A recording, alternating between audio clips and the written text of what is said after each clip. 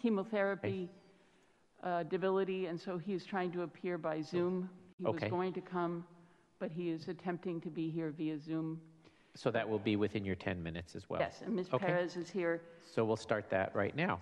Very briefly, my name is Monique Dorland. I'm a housing attorney with Bay Area Legal Aid, and I'm here because these are tenants, low-income tenants, who came to us for assistance.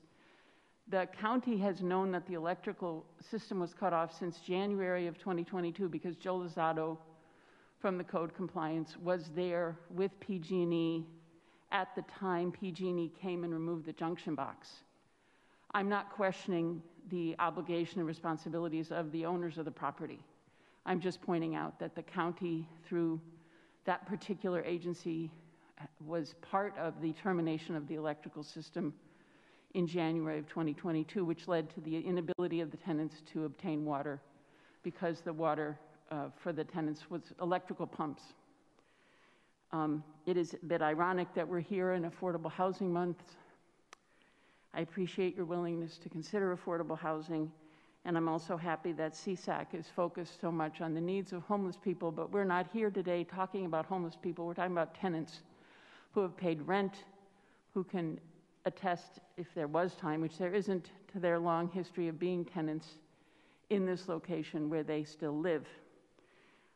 I would like to ask the board to implement, through your powers, the provisions of California Health and Safety Code 17975 et al., which provides for, if an abatement proceeding is carried out by a city or county government, that the landlords are required to pay relocation funds, but only if certain criteria in those codes are met.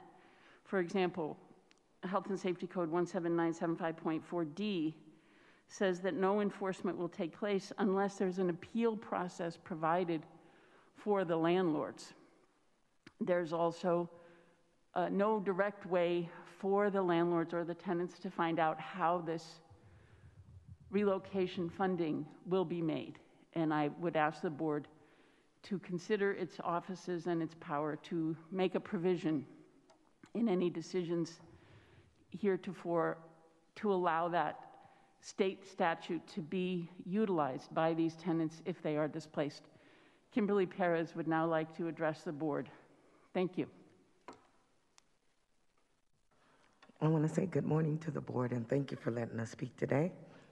I want to give first an honor to God for me being here today. I also want to say a very happy birthday to Mr. Glover. We share a common family friend, Mr. Cornell Abercrombie. Told me to tell you hello. My name is Kimberly Perez. I am a retired healthcare worker of 25 years, Kaiser to be exact. I am permanently disabled. I've been at Anchor Marina now for 5 years. When I first got there, this place was bliss. It wasn't like what you see now. It wasn't none of that. I'm asking you, I'm asking the board, help me to help us, to help you get this out of control, that it's not our fault that landlords don't follow rules and regulations. I understand that rules are made for a certain reason and you need to abide by them. But when you don't abide by them, I'm an American. I know you get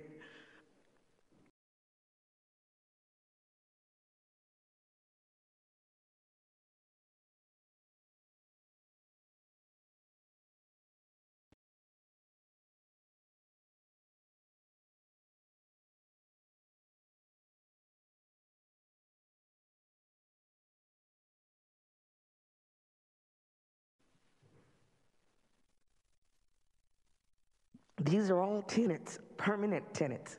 We all have legal applications, contracts that we were promised things. We were promised security. We didn't get any of that. I've tried talking to the locals. I didn't get anywhere with them. That's why I had to go outside and get legal aid, because it's something that's not right. And I know from the bottom of my heart that the Board of Supervisors, you don't know what's going on. You don't know the sexual harassment that's going on. You don't know the discrimination that's going on. You don't have an idea what's really going on Bethel Island, which is also known as Methel Island. I want to speak here today because God sent me here for them.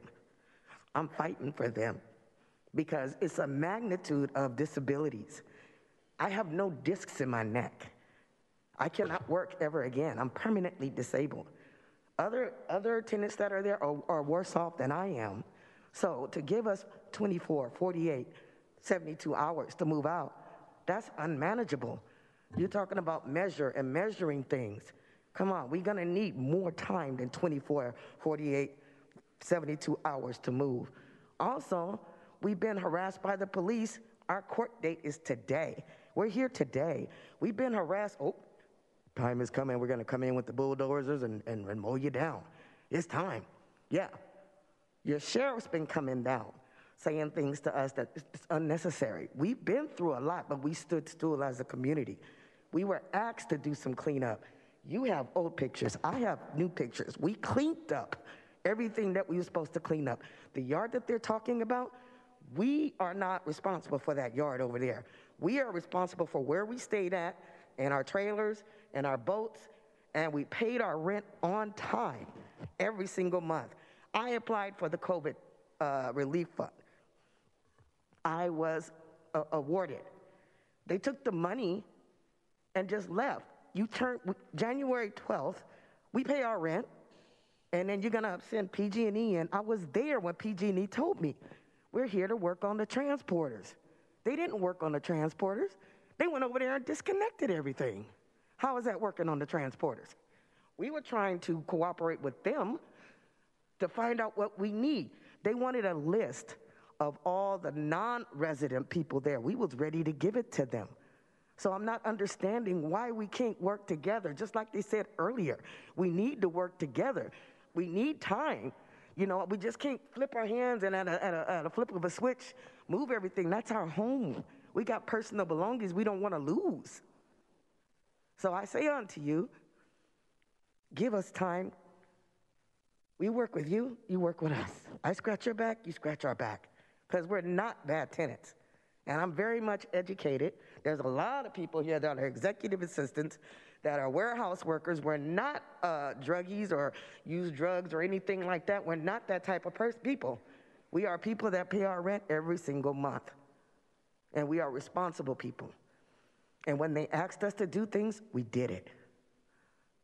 So I'm not understanding the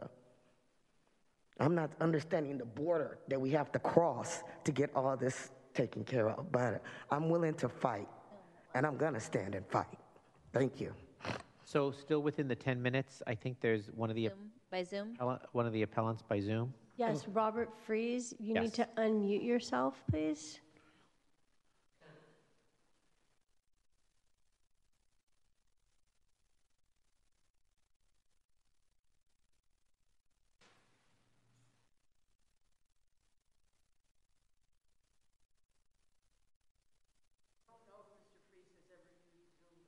So, Robert, right now you're an attendee in the Zoom. I'm going to promote you to panelist. You'll get something that comes up on your screen that you need to accept the invitation to be a panelist, and then you'll be able to speak.